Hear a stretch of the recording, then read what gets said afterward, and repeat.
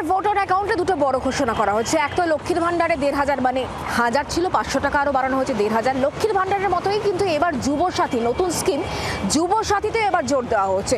ফেব্রুয়ারি থেকেই form fill up শুরু হয়ে যাচ্ছে এবং একই সঙ্গে আপনাদেরকে জানিয়ে রাখবো প্রত্যেকটা কলকাতা পুরসভার প্রত্যেকটা বড়োতে কিন্তু ক্যাম্প খোলা হচ্ছে এবং সেই সঙ্গে প্রতি বড়োতে যে ক্যাম্প খোলা হয়েছে যাতে ফর্ম ফিল আপের কাজ চলছে এবং ২৫শে ফেব্রুয়ারি কাজ শেষে টার্গেট নিয়েছে পুরসভা।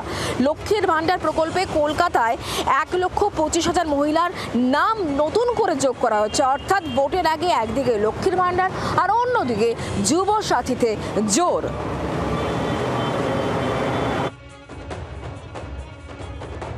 ফেব্রুয়ারি থেকে ২৫শে ফেব্রুয়ারি প্রত্যেকটা বড়োতে প্রত্যেক বিধানসভা ভিত্তিক কাজ চলবে।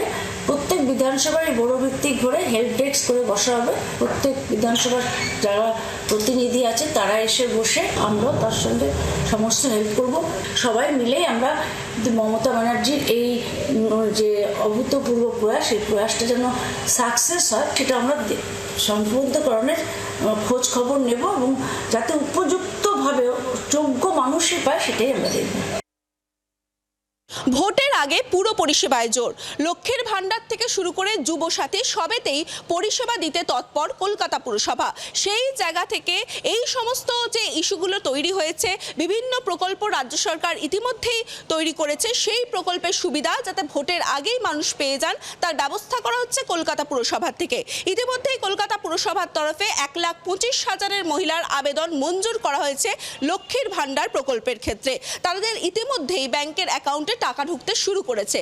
অন্যদিকে মুখ্যমন্ত্রীর প্রকল্প যুবসাথী, সেই প্রকল্পের টাকাও যাতে ভোটের আগে মানুষের অ্যাকাউন্টে ঢুকে যায় তার জন্য এবার তৎপর হলো কলকাতা পুরসভা। সেই জায়গা থেকে ১৬ তারিখ থেকে ২৫ তারিখ পর্যন্ত ফর্ম নেওয়া হবে কলকাতার প্রতি বড়োতে।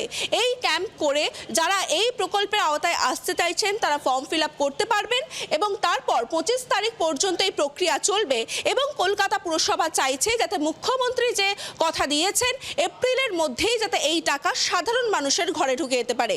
ফলত একেবারে নির্বাচনের আগে মুখ্যমন্ত্রীর একের পর একের প্রকল্পের সুবিধা যাতে সাধারণ মানুষ পান তারই কিন্তু ব্যবস্থা করা হচ্ছে রাজ্য সরকারের তরফে। ক্যামেরায় সৌমেন হাজরার সঙ্গে রক্তিমা দাস, জি ২৪ ঘন্টা, কলকাতা। বাংলার আওয়াজ, বাঙালির আবেগ, জি ২৪ ঘন্টা।